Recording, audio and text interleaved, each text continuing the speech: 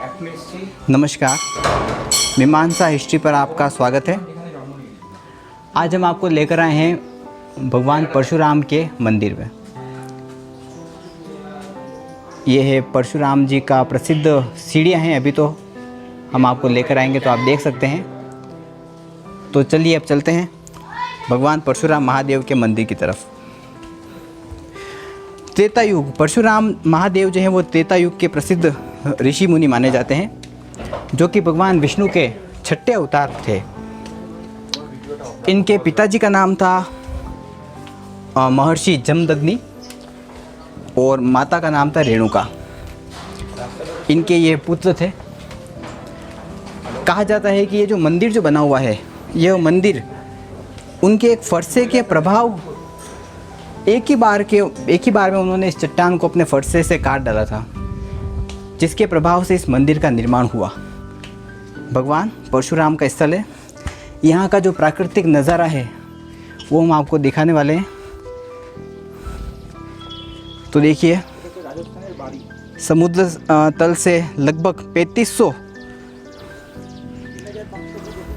3,500 foot की ऊंचाई पर स्थित है यह स्थल। तो देखिए इसका प्राकृतिक नज़ारा जो आप देखिए, प्रकृति की गोद में बसा हुआ यह आध्यात्मिक स्थल है।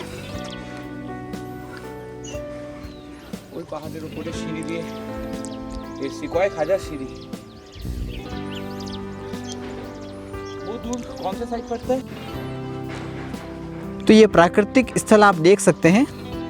यह पाली और मेवाड़ की सीमा का निर्धारण करता है। उसके उस ओर जो आप देख रहे हैं वो पाली है और इसके इस तरफ मेवाड़ है। तो प्राकृतिक स्थल के रूप में ये प्रसिद्ध है। मेवाड़ का अमरनाथ, इसी कारण इसको मेवाड़ का अमरनाथ भी कहा जाता है। देखिए इसकी जो स्थली देखिए आप, अद्भुत रूप में प्रसिद्ध है। देखिए मधुमक्खियों के छत्ते हैं, आप देख सकते हैं। यहाँ पर एक बार महमूद बेगड़ा ने आक्रमण किया था और उस आक्रमण को निष्फल कर दिया था इन मधुमक्खियों ने। तो ये घटना बड़ी ही प्रसिद्ध है, हालांकि किंवदंती के रूप में है, लेकिन माना जाता है कि ये वही मधुमक्खियाँ हैं जिन्होंने महमूद बेगड़ा के आक्रमण को निष्फल कर दिया था।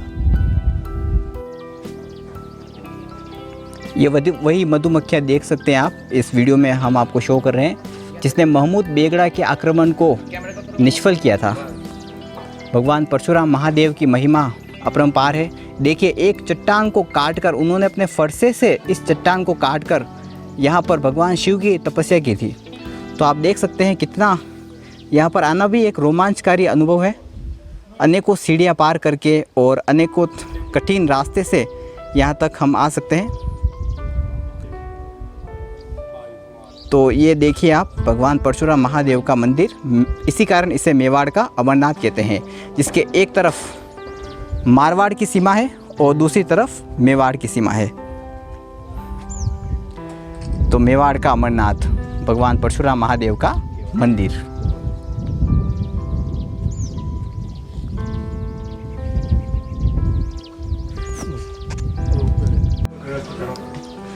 अब हम धीरे धीरे बढ़ रहे हैं परशुराम महादेव के गर्भ की तरफ। परशुराम महादेव का चित्रण रामायण के संदर्भ में तब आता है जब भगवान राम का स्वयंवर होता है, और जब भगवान राम उनके धनुष, शिवजी के धनुष को तोड़ते हैं, तब परशुराम महादेव इसे अपने गुरु की अवज्ञा मानकर उसे दंड देने के लिए आते हैं।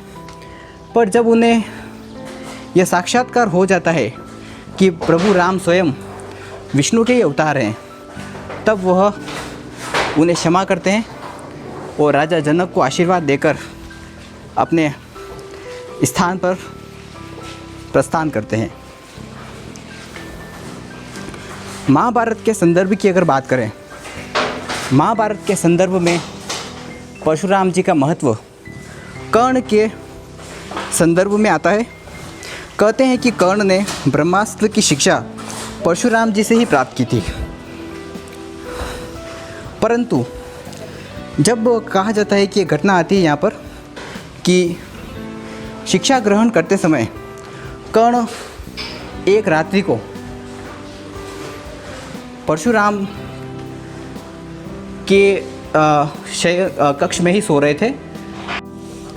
तो कर्ण के संदर्भ में हम बात करते हैं कि जब वो कीड़ा काटता है तब परशुराम उससे पूछते हैं कि तुम्हारा वास्तविक जो रूप क्या है।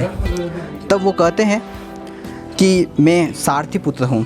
तब परशुराम उसे श्राप देते हैं कि जो विद्या तुमने अधर्म के साथ प्राप्त की है वह तुम्हारे जब काम आएगी तब तुम उसे भूल जाओगे और तुम्हारे रथ का पहिया जो है वह धरती में धंस जाएगा।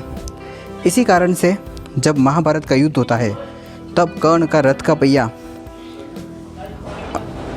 ज़मीन में धंस जाता है और कर्ण जो है वह मृत्यु को प्राप्त करता है। तो इन्हीं कारणों से परशुराम की महत्ता अत्यधिक मानी जाती है।